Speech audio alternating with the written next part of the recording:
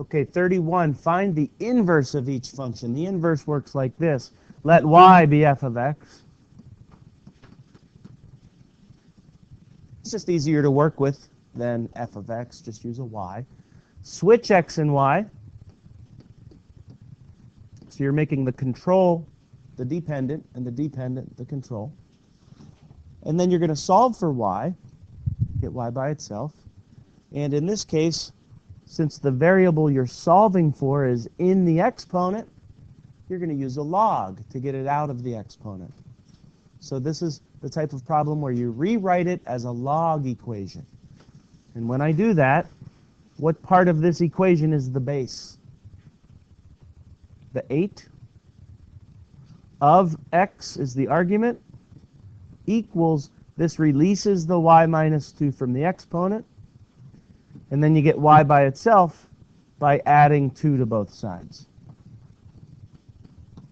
plus 2.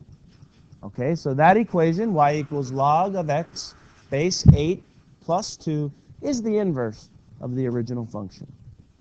If you wanted to check this to make sure you did it right, I'm going to pull up my calculator and graph the original and the inverse and see if they're mirror images of each other. Okay, there they are in y equals. The original is in blue, and the inverse is in green. And then we're going to go ahead down to y3 and put the mirror line, which is y equals x.